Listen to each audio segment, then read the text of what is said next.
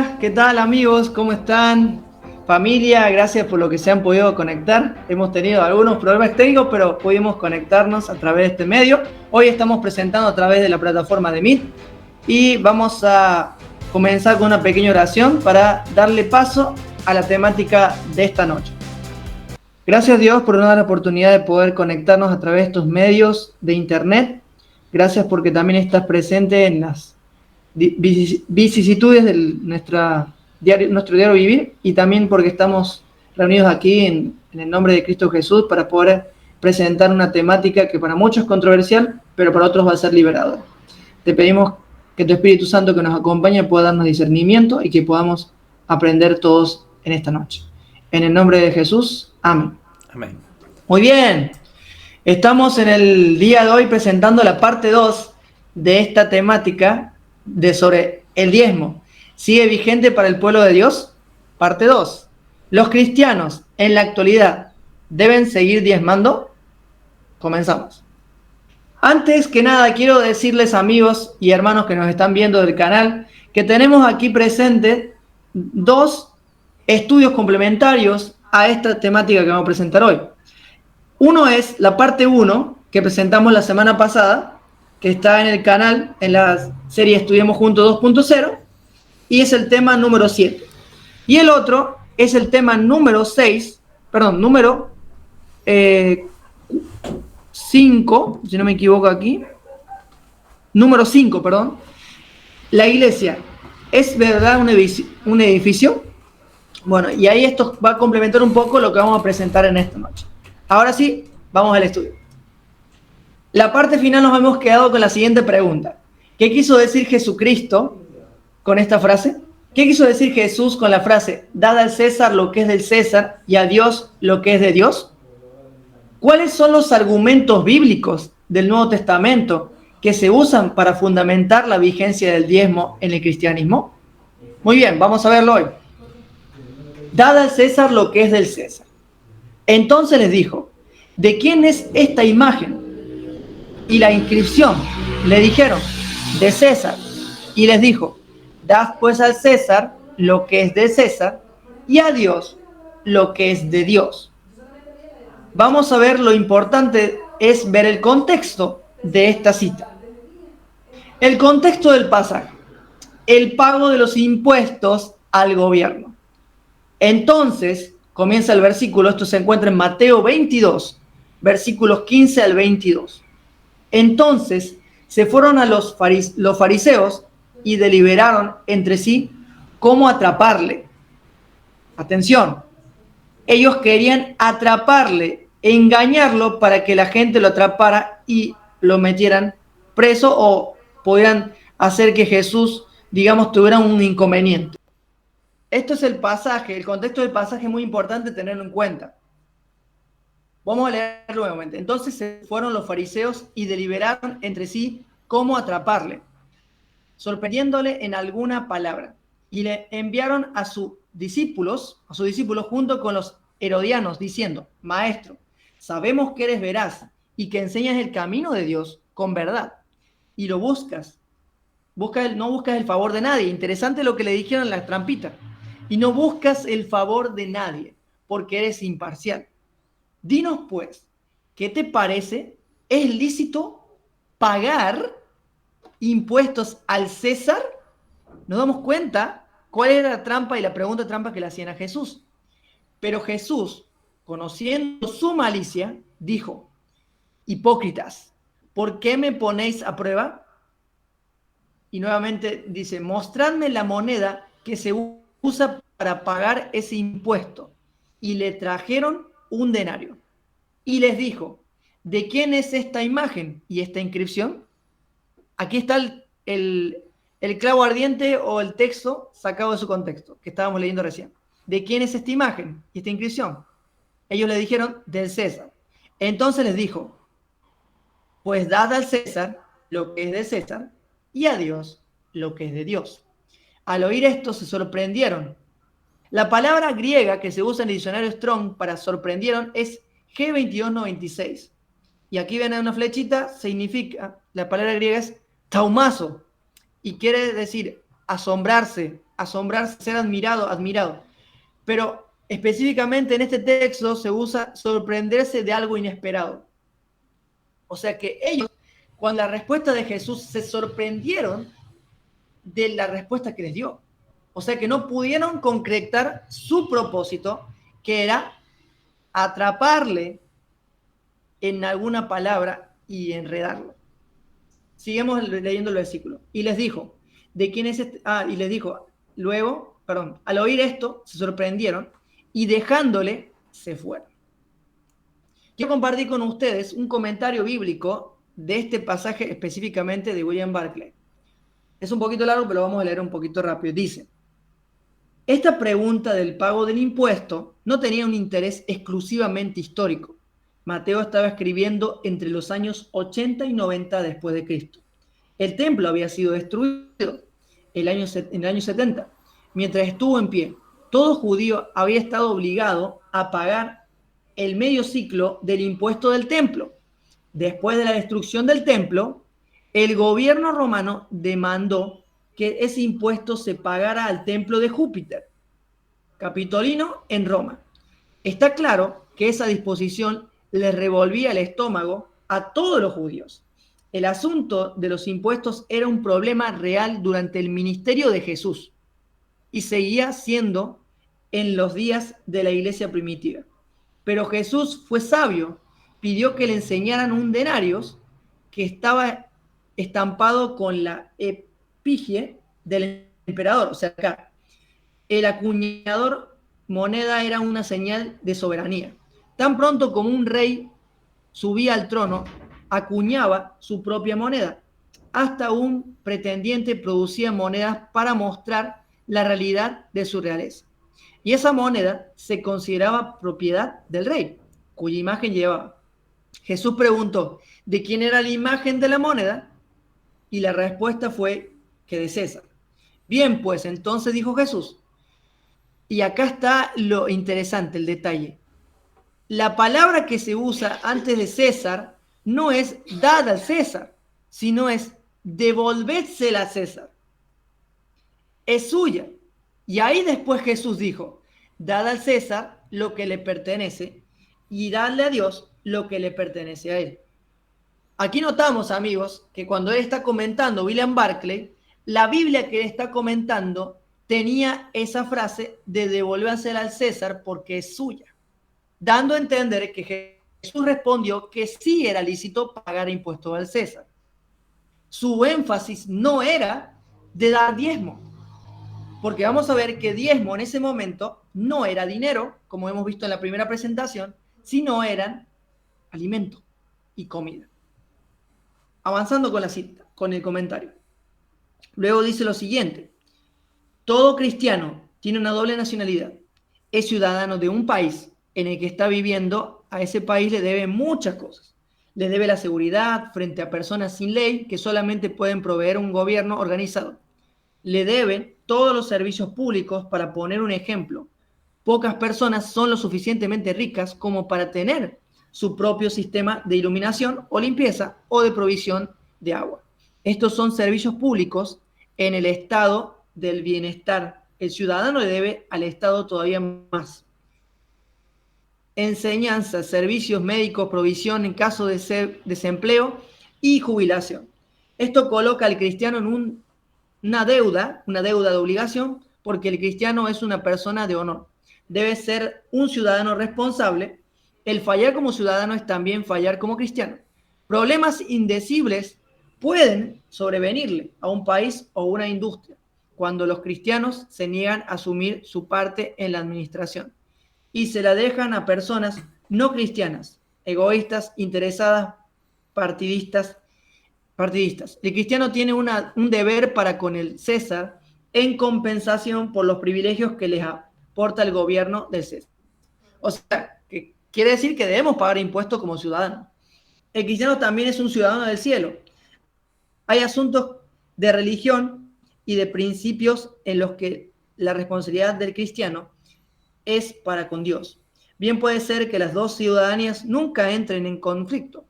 No tiene por qué, pero que algo es contra la voluntad de Dios, debe oponerse a ello. y no participar en ello, donde se encuentra la frontera auténtica del cristiano. Y aquí después nos cita 1 Pedro 17, que el versículo habla acerca de que nosotros debemos temer a Dios y honrar al emperador. Interesante. Y el temor de Dios no es un temor de tenerle miedo a Dios, sino es un temor de respeto, de admiración y de algo que no tiene que llevarlos a temer de miedo, de pavor, sino es un temor de respeto. Dicho esto, avanzan. Argumentos en el Nuevo Testamento sobre el diezmo. Argumentos del ejemplo de Jesús. Jesús pregunta, ¿Jesús estaba aprobando el diezmo o reprendiendo a los fariseos por seguir tradiciones? Mateo 23:23. Hay de ustedes, maestros de la ley y fariseos hipócritas. Dan la décima, el diezmo, parte de sus especias, la menta, el anís y el comino. Pero han descuidado los asuntos más importantes de la ley, tales como la justicia, la misericordia y la fidelidad. Debían haber practicado esto sin descuidar aquello. Ahí está Pablo, ahí está clarito. Dice ahí que no deben descuidar lo otro, que era el diezmo. No se estaba refiriendo a eso Jesús. Vamos a ver el contexto. Pero antes vamos a ver otro texto que también se usa, que está en Lucas. Hay de ustedes, fariseos, que dan la décima parte de la menta, de la ruda y de toda clase de legumbres, pero descuidan la justicia y el amor de Dios. Debían practicar esto sin dejar lo otro. Lucas 11:42. Aquí vamos a hacer un pequeño comentario de mi parte con respecto al contexto. El contexto se encuentra en Mateo 23, 1 y 22. Y se lo dejé de tarea, voy a dejar algunos textos de tarea para ustedes. Pero en este pasaje del Evangelio de Mateo y también en Lucas, Jesús está enseñando a sus discípulos y a los judíos sobre no ser seguidores de los fariseos y maestros de la ley, ya que su enseñanza, la de los fariseos, era muy esclavizante y los llevaba a la hipocresía. Y menciona varios ejemplos. Luego sus palabras son dirigidas a los fariseos y maestros de la ley, reprendiéndolos por crear y seguir tradiciones que solamente esclavizaban a las personas. También les están avisando que se estaban acercando una tragedia, la destrucción de Jerusalén en el año 70, por consecuencia de no someterse a Roma, generando conflictos, revueltas y guerras. En este texto no vemos a Jesús aprobando el acto de diezmar de ellos. Más bien, es una denuncia de su mala actitud de ser hipócritas, actores, quiere decir en griego, con la gente y ser guías ciegos del pueblo. Esto es un pequeño comentario que he hecho y aquí les dejamos el contexto para que le pongan un pantallazo, una captura, el contexto de los versos que habíamos puesto recién de Mateo. Otro argumento, el diezmo, ¿es de todos los ingresos o dejar de ser religiosos? Algunos que estaban seguros de ser justos por sí mismos y que despreciaban a los demás, Jesús les contó esta parábola. Dos hombres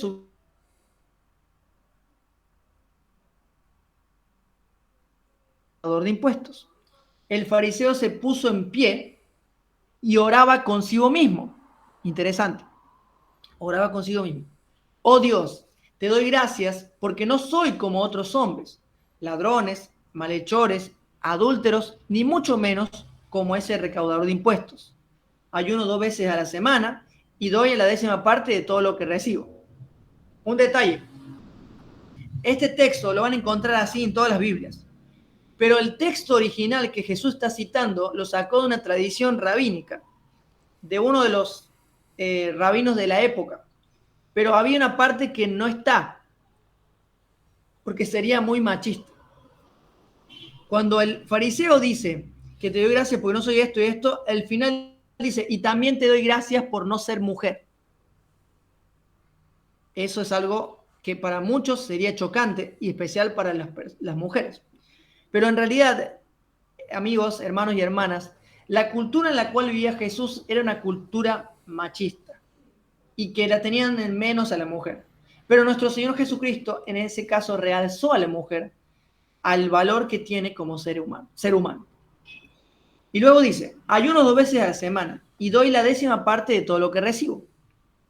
En cambio, el recaudador de impuestos, o el publicano en otras traducciones, que se había quedado a cierta distancia, ni siquiera se había atrevido a alzar la vista al cielo, sino que se golpeaba el pecho y decía, oh Dios, ten compasión de mí, que soy pecador.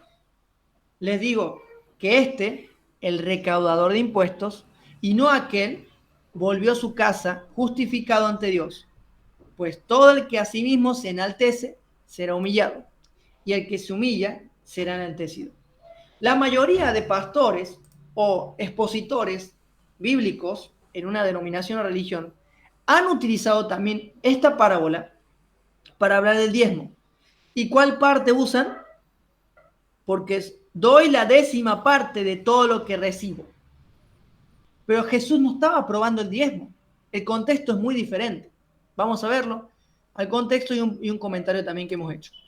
El fariseo y el recaudador de impuestos. El contexto está en Lucas 18, 9 al 14.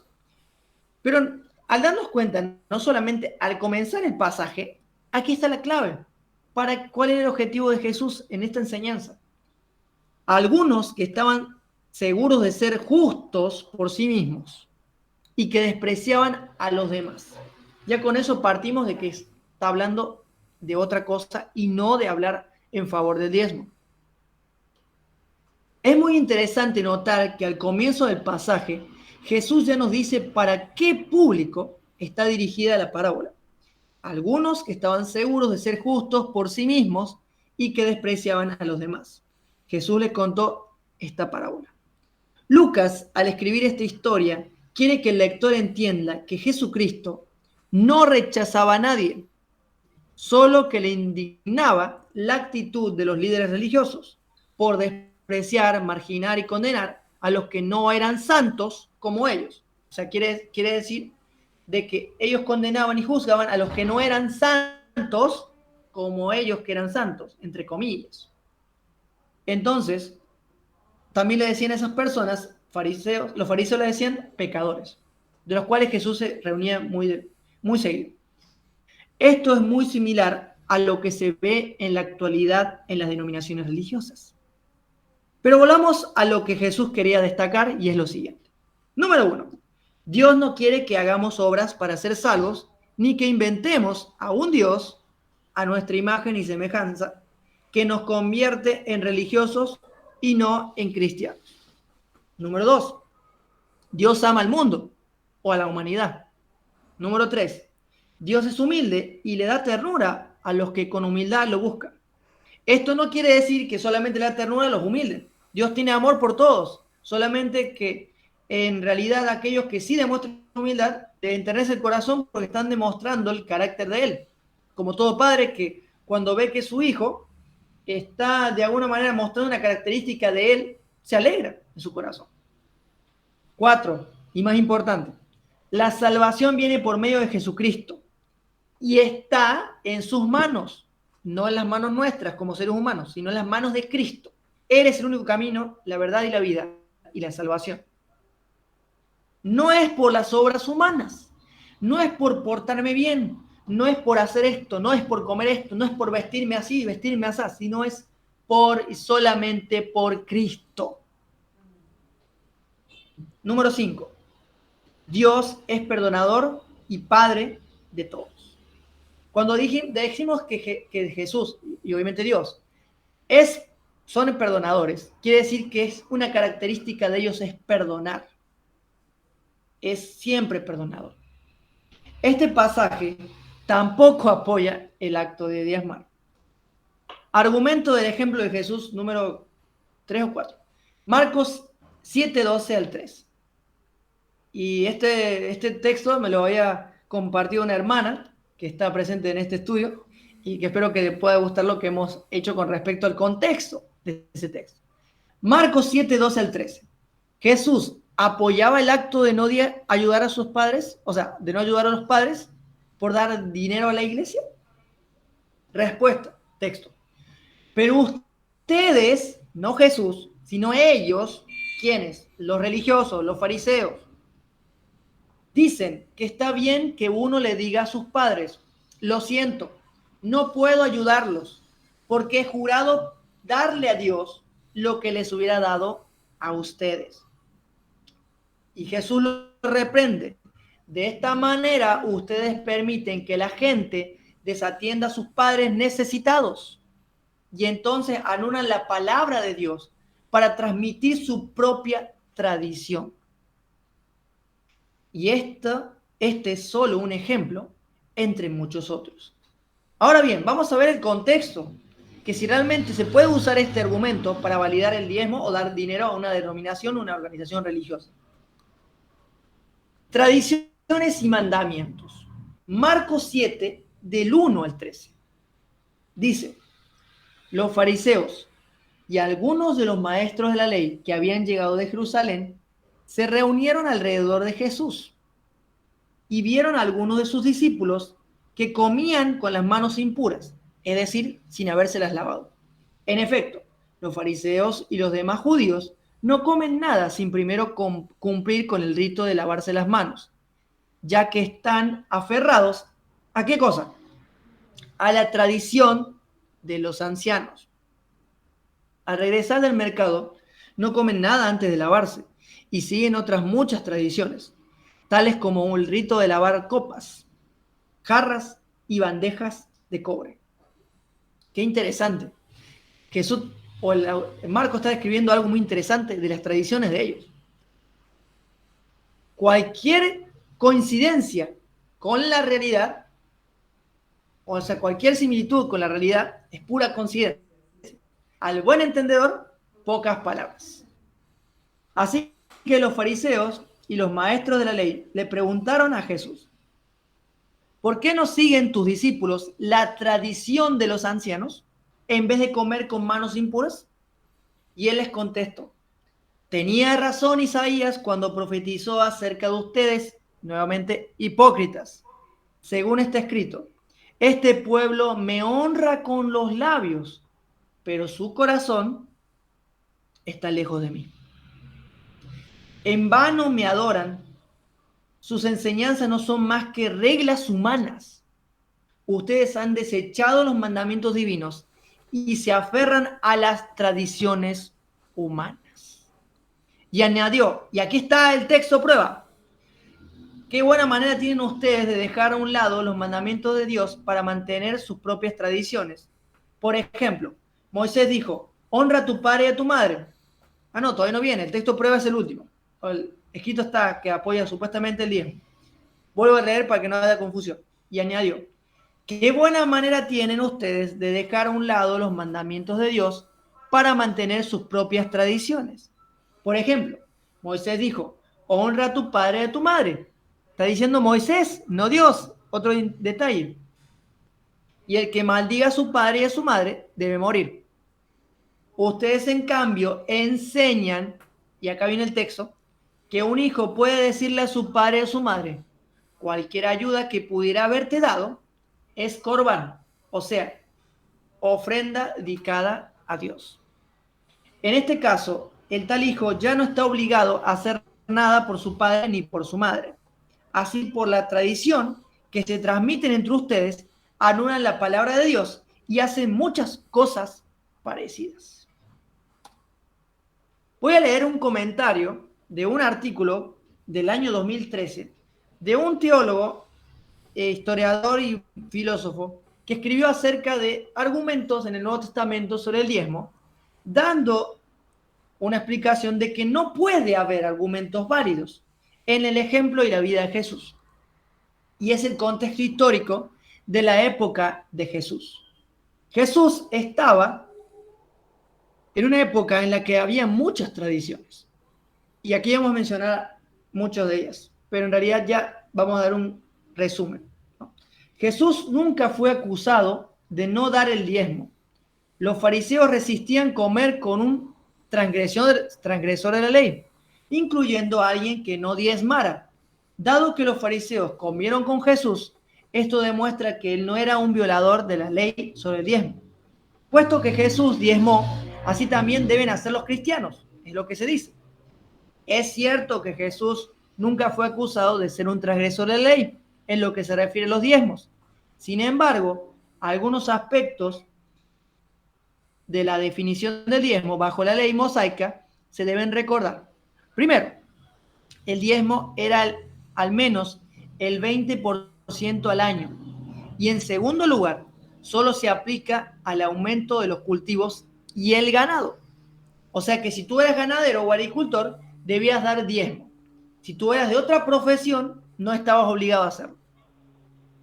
Y en primer lugar, si Jesús diezmó, es necesario recordar que pagó cerca de 20% anual en los diezmos. Eso quiere decir que el diezmo se da una vez al año. No todos los sábados ni todos los domingos. Una vez al año. Y era comida. En los diezmos, no el 10%. O sea, es 20% y no el 10%. Si este argumento es válido, entonces los cristianos de hoy también deben pagar un 20% cada año y no solo 10%. En segundo lugar, Jesús solo estaría obligado a pagar el diezmo de las cosechas y el ganado. ¿Cuál era la profesión de Jesús? Jesús era constructor. Eso es lo que muchos ignoran, que no era solamente carpintero, también hacía otros trabajos de construcción. Quien trabajó con maderas y piedras en la construcción. Esto significa que él no trabajó principalmente en la agricultura con cultivos o ganado. Por lo tanto, cualquier ingreso que Jesús recibió de los proyectos de construcción no estaría sujeto al diezmo. Varias profesiones no tenían que pagar el diezmo de sus ingresos, incluidos los artesanos, los pescadores y comerciantes, sacerdotes y los pobres. Entre esta lista nos encontramos con los discípulos, que eran los pescadores, comerciantes algunos, y también los escribas y fariseos. Los sacerdotes no pagaban tampoco el diezmo. Incluso los artesanos, que era el caso de Jesús, porque los constructores también eran artesanos. Los que no poseían tierras ni animales, está refiriéndose a los sacerdotes de esa época, estaban exentos del diezmo. Por lo tanto, los fariseos habrían comido con alguien de la profesión de Jesús sin tener que preocuparse acerca de su práctica del diezmo, ya que normalmente no habrían participado del diezmo. La ausencia de una acusación contra Jesús es irrelevante. Otro argumento más, o sea, otra parte de la cita ya de este autor, que es David Crateo.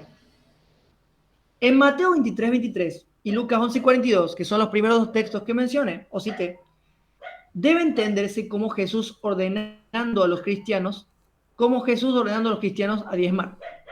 En lugar de referirse a Mateo 23 como un mandamiento, algunos usan encomendar aval, aprobación o sanción.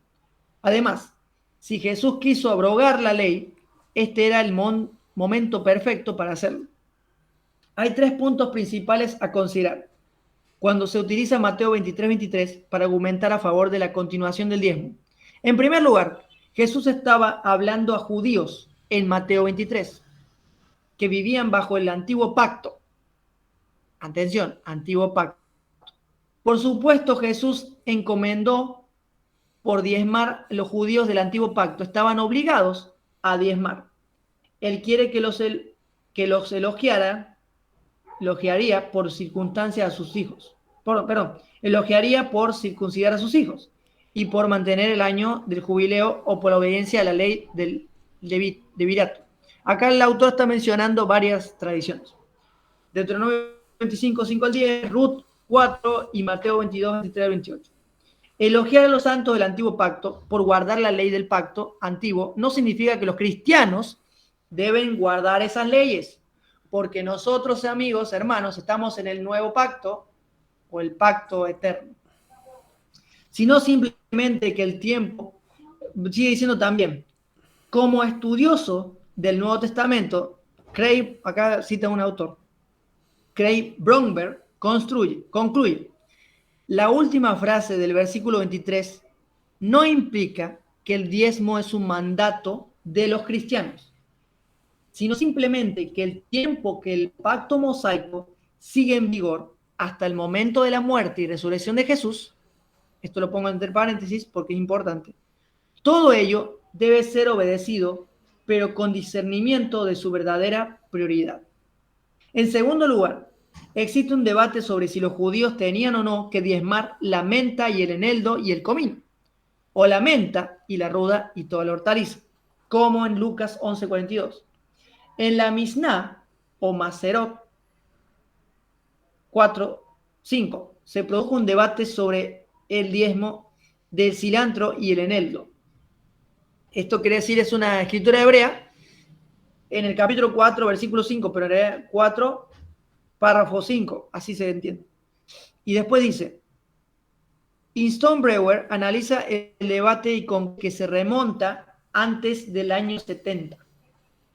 El rabí Eliezer Ben Hurcano, esto se encuentra en el capítulo 40, página 40-120 de ese libro, dijo que el eneldo necesitaba ser diezmado. Sin embargo, Shevit, que también cita otro artículo hebreo, declara que otras plantas pequeñas, incluyendo la ruda, estaban exentas de las leyes del diezmo.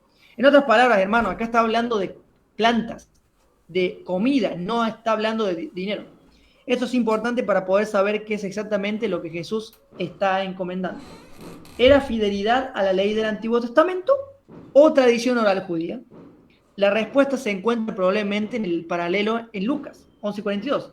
Y toda hortaliza. Está claro que no era necesario diezmar toda planta. Por lo tanto, Jesús estaba simplemente elogiando a los judíos por su meticulosidad en el diezmo. Esto quiere decir que no está recomendando explícitamente la obediencia a la ley del Antiguo Testamento, específica o práctica, sino a una manifestación contemporánea de esa práctica. En tercer lugar, si Jesús estaba recomendando la práctica del Antiguo Testamento, entonces él estaba recomendando un 23% del diezmo, especialmente sobre los cultivos de la tierra y el ganado. Sin embargo, si Jesús estaba encomendando la manifestación contemporánea de las leyes del Antiguo Testamento, o sea, viejo pacto, entonces él estaba recomendando que fuese un 20% o 23% del diezmo de las cosechas y el ganado solamente. De cualquier manera, esto no es lo que los defensores contemporáneos del diezmo afirman como una recomendación de Jesús del 10% de los ingresos. Jesús estaba sin duda elogiando a los judíos de su tiempo por su práctica, o sea, su tradición. Esto no quiere decir automáticamente que él estaba ordenando a los cristianos a hacer lo mismo, cualesquiera que sean las características específicas de la mención en Mateo 23:23 y Lucas 11:42. No era una encomienda o una orden para dar el 10% de los ingresos. Si los defensores del diezmo contemporáneo quieren utilizar estos textos para avanzar en su argumento, tendrán que ajustar su definición del diezmo fuera del 10% de los ingresos, o sea, un 23%. En otras palabras, todo el argumento cae y el diezmo aparentemente ya no está vigente. Pero vamos avanzando, así llegamos a la conclusión juntos. Argumentos del apóstol Pablo. Y este texto lo he visto hasta en sobres de diezmo. Primero voy a citar el texto. Recuerden esto: el que siembra escasamente cosechará, y el que siembra en abundancia cosechará. Cada uno debe dar según lo que haya decidido en su corazón, no de mala gana ni por obligación, porque Dios ama al que da con alegría. Segunda de Corintios 9:6-7. Y la pregunta es, ¿Pablo se refería a dar dinero a un templo o iglesia o a ayudarse unos a otros en sus necesidades?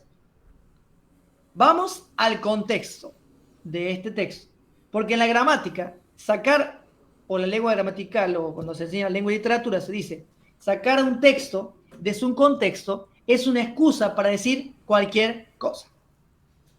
Contexto de lo escrito por Pablo, hermanos y hermanas. La colecta para los cristianos de Jerusalén. Dice el texto, no hace falta que les escriba acerca de esta ayuda. La palabra griega para ayuda es G1248, significa servicio para los santos. Porque conozco la buena disposición de ustedes, que ustedes tienen. Esto lo he comentado con orgullo entre los macedonios, diciéndoles que desde el año pasado ustedes, los de Acaya, estaban preparados para dar. El entusiasmo de ustedes ha servido de estímulo a la mayoría de ellos. Con todo, les envío a estos hermanos para que en este asunto no resulte vano nuestro orgullo por ustedes, sino que estén preparados, como ya he dicho que lo estarían, no sea que algunos macedonios vayan conmigo y los encuentren desprevenidos. En ese caso, nosotros, por no decir nada de ustedes, nos avergonzaríamos por haber estado tan seguros.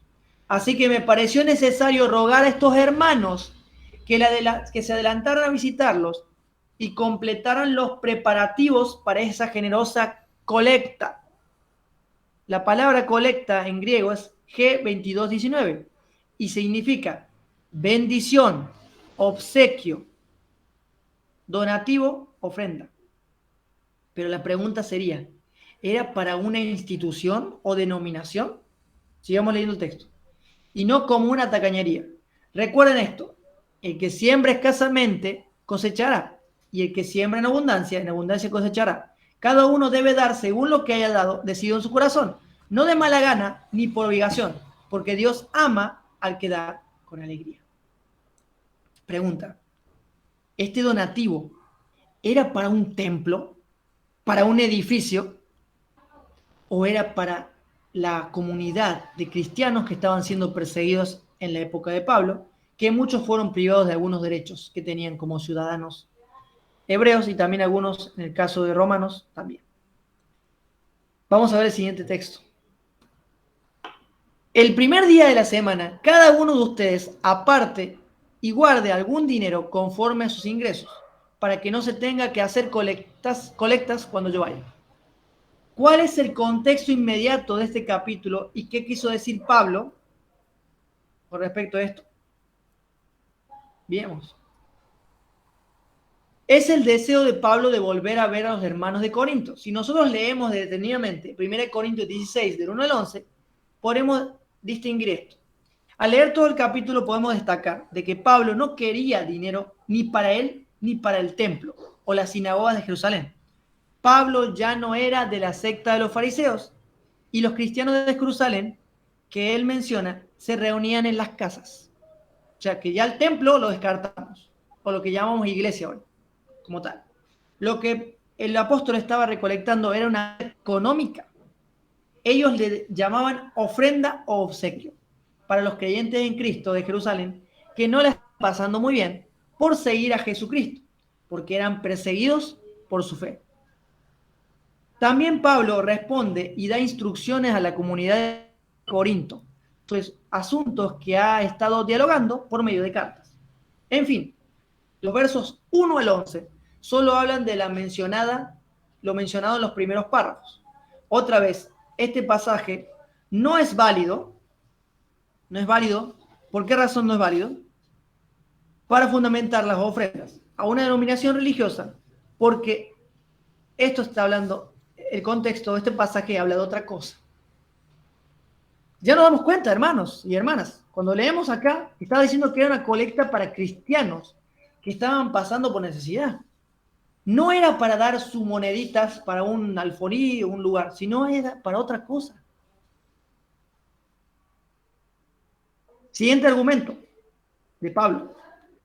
Con mi ejemplo les he mostrado que es preciso trabajar duro para ayudarse a los necesitados.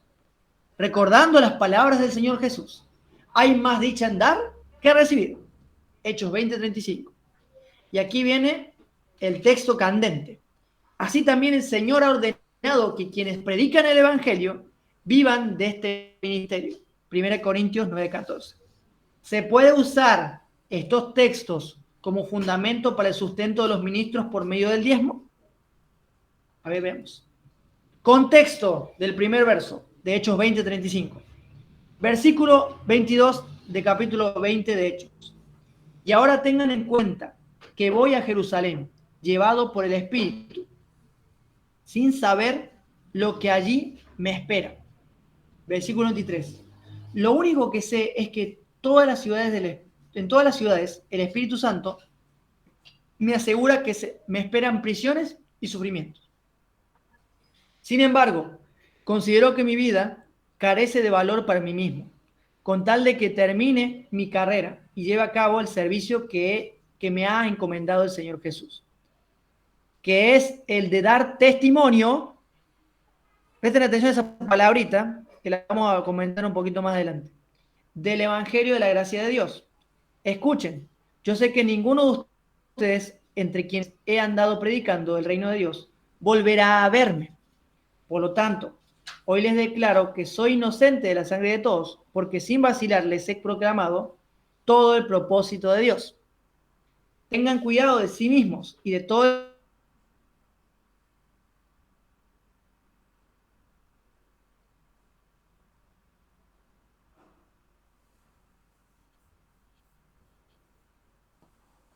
supervisores, pero en realidad no es supervisores de controladores, de imponedores de doctrinas, imponedores de cargas y de cosas, sino quiere decir de otra cosa. ¿Qué cosa? Son personas con dones para enseñar a otras personas. Y eso es lo que es el don del pastor. También la palabra pastorear quiere decir G4145, quiere decir poimanein, alimentar, pastar, asentar.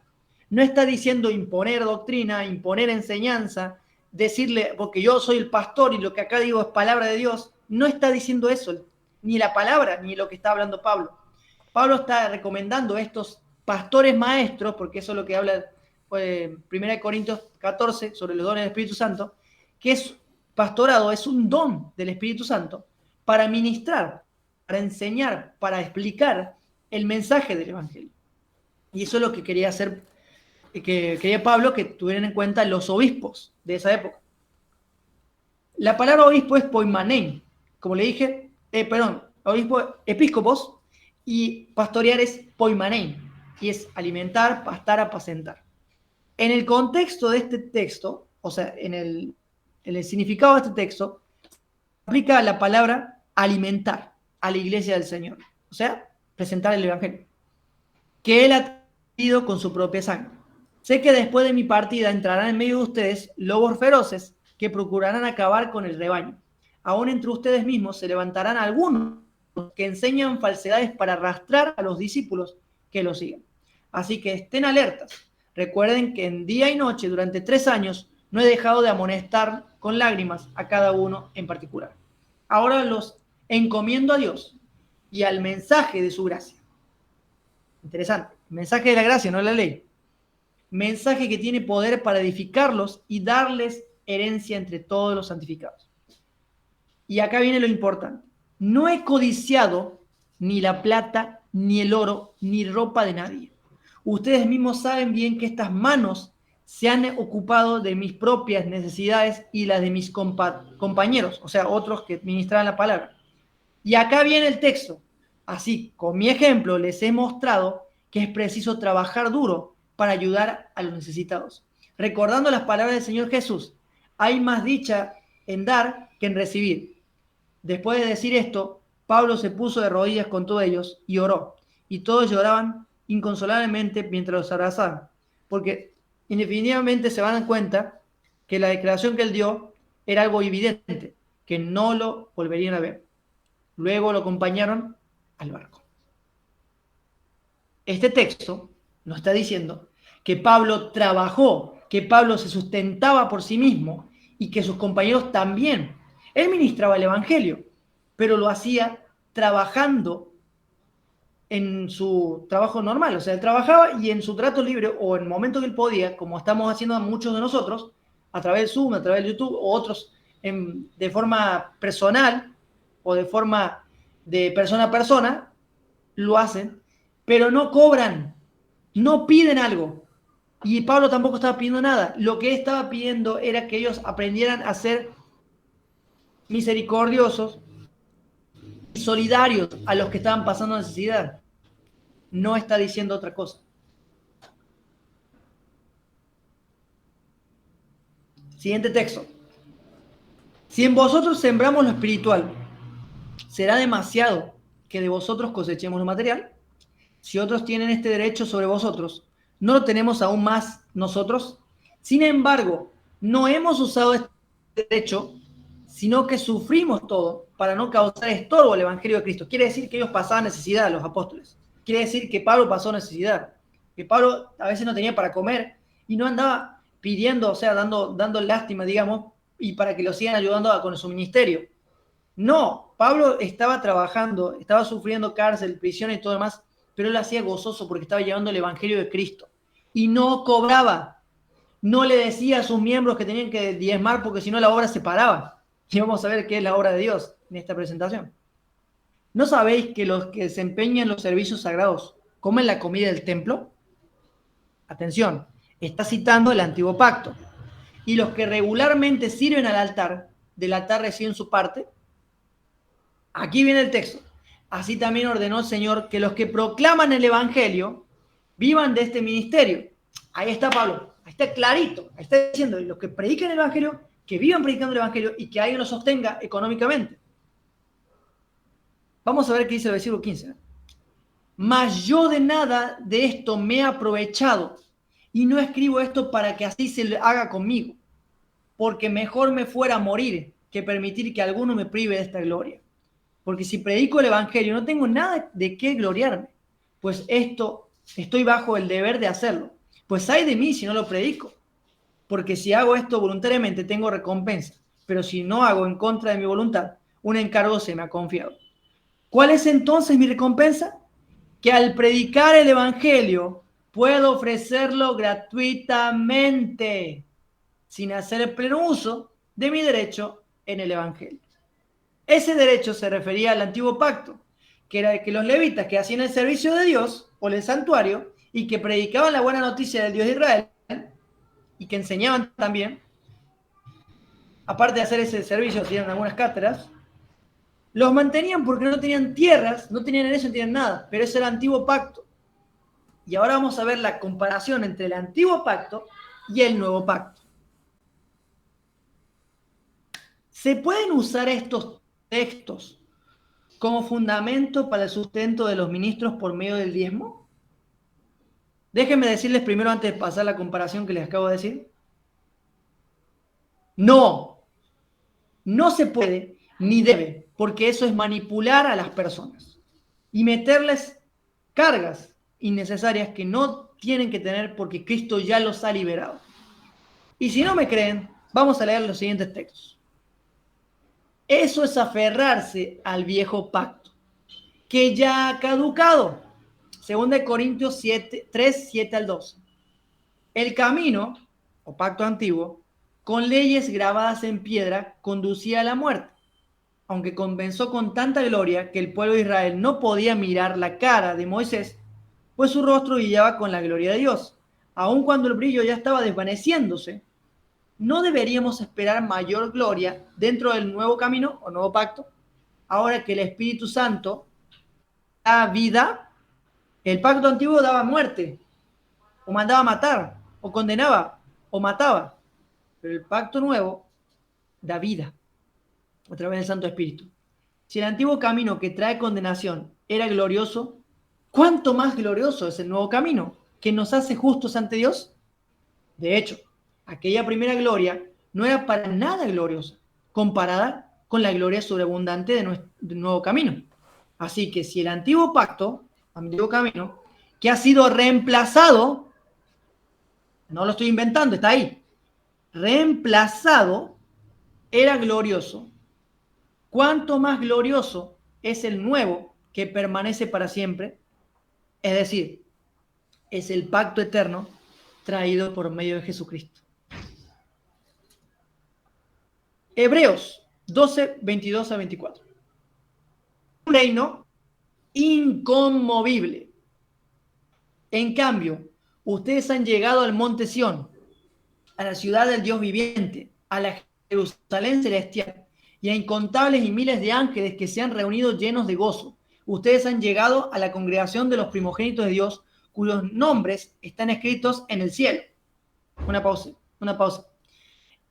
Esta es la segunda parte de los versículos 18 al 22, en la cual describe cómo el pacto antiguo, el pacto de Sinaí, de muerte, de condenación y demás, y que hasta Moisés estaba temblando de miedo. Y ahora en contraparte tenemos el pacto eterno, o el pacto nuevo, un nuevo pacto, en el cual estamos hoy bajo la gracia. Sigo leyendo el texto. Ustedes han llegado a Dios mismo, quien es el juez sobre todas las cosas. Ustedes han llegado a los espíritus de los justos que están en el cielo y que ya han sido perfeccionados. Ustedes han llegado ¿a quién? A Jesús, el mediador de un nuevo pacto entre Dios y la gente. Y también a la sangre rociada, que habla de perdón en lugar de clamar por venganza como la sangre de Abel. Si nosotros vamos al Antiguo Testamento, al capítulo 4 de Génesis, y estudiamos las palabras originales cuando le dice Jehová a Caín que la sangre de tu hermano clama desde la tierra, en realidad la palabra clamar es clamar por venganza. No clamar de clamar que me mató, no, clamar por venganza. Sin embargo, Jehová, o Dios, no mató a Caín, sino que dijo que el que matara a Caín sería maldito. O sea, sería castigado 7 veces, pero eso es otro tema para otro estudio. Lo que quiero enfatizar acá es que el nuevo pacto que trae Jesucristo es de libertad. Libertad de todas estas tradiciones, como el diezmo, como el sacerdocio levítico, como el santuario, como el Shabbat y muchas otras tradiciones que ya caducaron por llegar Jesucristo, que es la realidad. Lo demás era sombra o era oscuridad, pero ahora Cristo ha llegado, que es la luz que alumbra a todo el hombre, y trajo la realidad. En otras palabras, pacto antiguo, pacto caducado. Pacto nuevo, pacto eterno y que permanece para siempre. Los cristianos, es la pregunta llegando al final, ¿los cristianos deben seguir diezmando para el avance de la obra del evangelio que Jesús ordenó? Cito Marcos 16:15. Y Jesús les dijo, id por todo el mundo y predicad el evangelio a toda criatura. ¿Era necesario el diezmo en dinero? ¿Cómo habían hecho la obra entonces? ¿O cómo habrían hecho la obra entonces? ¿Quieren saber la respuesta? Bueno, ahí va. ¿Cómo los cristianos harían la obra? Cuando Jesús estaba por ir al cielo, Él dejó unas instrucciones a sus discípulos. Y una de ellas es algo que nunca nos hemos puesto a pensar en analizarlo en profundidad. Jesús da unas instrucciones finales. Y como Jesús se iba a ir, tenía que dejar bien en claro algo para que sus seguidores sigan el legado que Él les había dejado. Y es algo que no es lo que nos han enseñado tradicionalmente dentro de una denominación religiosa. Vamos al texto. Hechos 1:8. Y recibiréis poder cuando el Espíritu Santo venga sobre vosotros. Y me seréis testigos. La palabra testigos en griego es martus. Y significa testificar de algo o alguien, o dar testimonio. Dar testimonio. Esa es la obra de Dios. Esa es la obra del Evangelio. Contar la experiencia que has tenido con Cristo y contar lo que Cristo te ha enseñado a través de lo que has estudiado en la Biblia.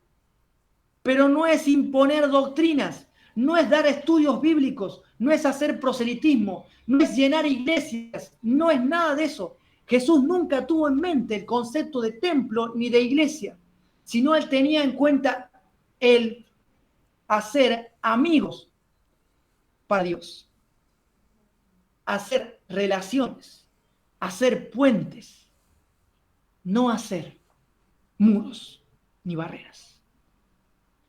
No necesitas dinero para hacer una obra de dar testimonio, hermano y hermana. Y incluso al hermano pastor le digo lo mismo, no necesitas que te mantengan por predicar el evangelio. Tú puedes trabajar, tú puedes hacer otra cosa. No solamente tienes que estudiar teología para servir a Dios, puedes estudiar otra cosa.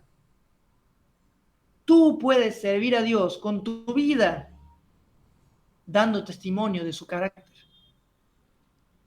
Jesús quería que diéramos testimonio. contar una experiencia, no dar un estudio bíblico, no llevar a gente a mi iglesia, sino ayudarlos a que conozcan a Dios a través de Jesús y lo que tú le vas a contar de lo que has vivido con Jesús.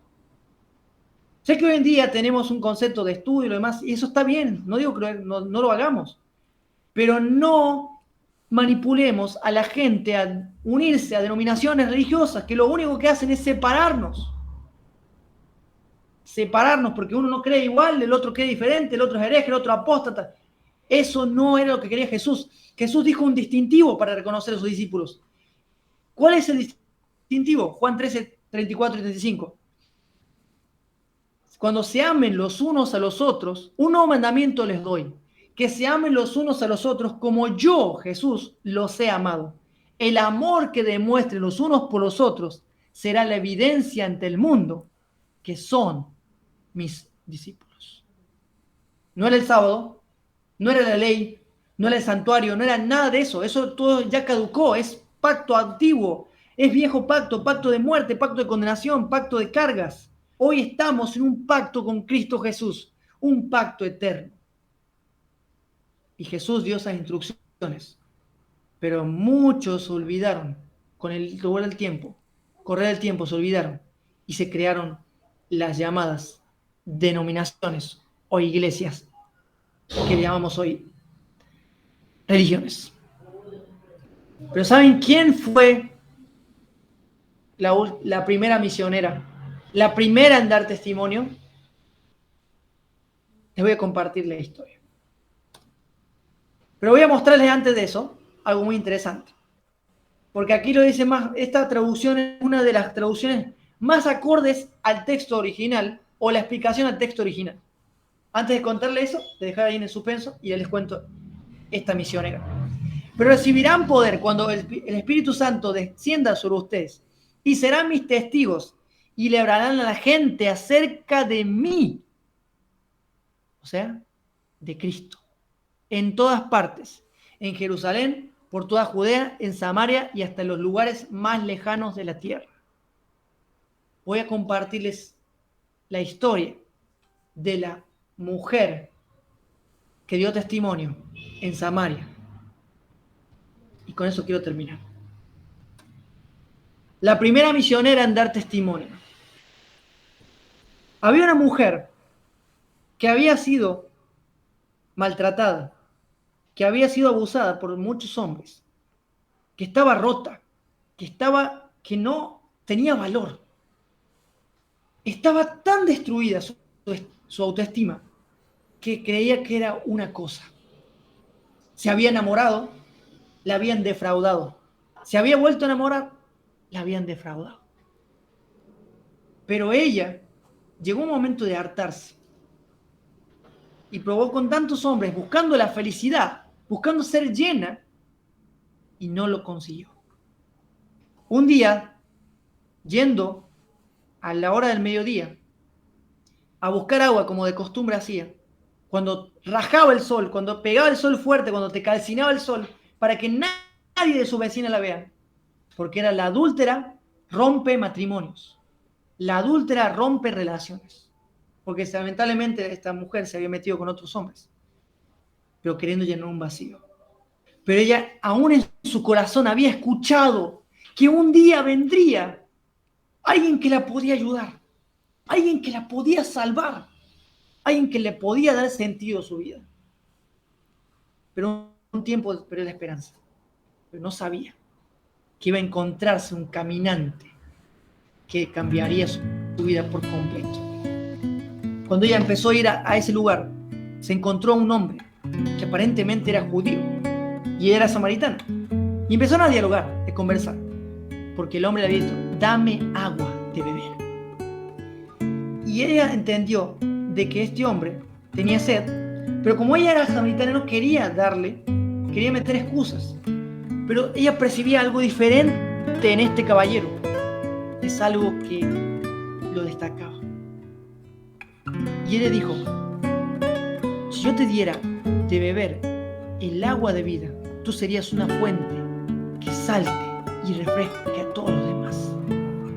Y en un momento ella reconoció que este hombre no era una persona normal, sino que tenía un poder o tenía una característica, que él era como profeta. Él es un profeta.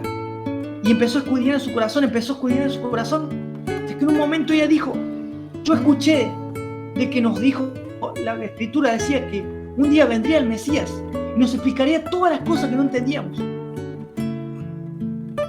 Y este personaje le dijo, yo soy el que habla contigo. Jesús le dijo a una samaritana pecadora que él era el Salvador del mundo, que él era el Mesías prometido, que él era el Hijo de Dios. Y cuando ella empezó a dialogar con él, no entendiendo, él le dijo que ella había tenido 5 hombres y el último no era su marido. Le había dicho todo lo que ella había hecho, pero le demostró amor y compasión. Y ella salió corriendo y fue a contarles a todos sus amigos, vecinos, tíos, primos, que había encontrado al Mesías. Y cuando ella dio testimonio de lo que había experimentado con Jesucristo, muchos dijeron, y le dijeron a ella misma, Juan 4:42, luego le dijeron a la mujer, ahora creemos que no solo por lo que tú nos dijiste, sino porque hemos oído en persona. Ahora sabemos que eres realmente el Salvador del mundo. El Salvador del mundo. Y ahí comenzó la obra de Dios, el testimonio de Jesucristo en Samaria. Y comenzó la predicación del Evangelio. Y luego comenzó con los apóstoles y discípulos hasta el 3er siglo, que cortaron con la libertad de los cristianos. Cuando llegó Constantino, terminó todo. Pero llegaría un momento en el futuro en el que una pandemia abriría las mentes de muchos y el Evangelio volvería a predicarse libremente por testimonio y por una experiencia con Jesucristo. Querido amigo y amiga, hermano y hermana, quiero hacerte una invitación. Deja de enviar tu plata a una denominación religiosa. Deja de ser manipulado o manipulada por un pastor o un predicador. Ya no está vigente. Ahora haz la obra de Dios, que es dar testimonio de lo que Jesús ha hecho contigo. Y recuerda, ese Jesús hoy está real, presente, y Él está siempre contigo. Damos terminada esta presentación y vamos a orar. Gracias, Dios, por darnos a Jesucristo, el carácter perfecto de tu amor, de tu esencia, y el único que puede entendernos a profundidad. Gracias por dejarnos esta misión de dar testimonio de lo que hemos experimentado contigo, y que ya todos los pactos antiguos, leyes, han caducado, y que ya no debemos darte nada, porque no te debemos nada. Todo fue por gracia, gracias a Jesucristo. Solamente lo único que debemos es respeto a ti, nada más. El amor, la confianza, no es dinero. Tú no quieres nuestra plata, tú no quieres nuestro dinero. Tú solamente quieres que seamos tus amigos, que te conozcamos. Porque esta es la vida eterna, que te conozcan a ti, el único Dios verdadero, y a Jesucristo quien has enviado, Juan 17:3. Ese es el objetivo que tienes, papito, con nosotros, y es el que siempre has querido. Bendice a todas las audiencias que nos han escuchado y a los que nos van a escuchar por diferido en YouTube, y que puedan tener en claro que ya no tienen que seguir diezmando por haber aceptado a Jesucristo como su Salvador y ser seguidores del caminante de Galilea. Gracias, Dios, en el nombre de Jesucristo. Amén.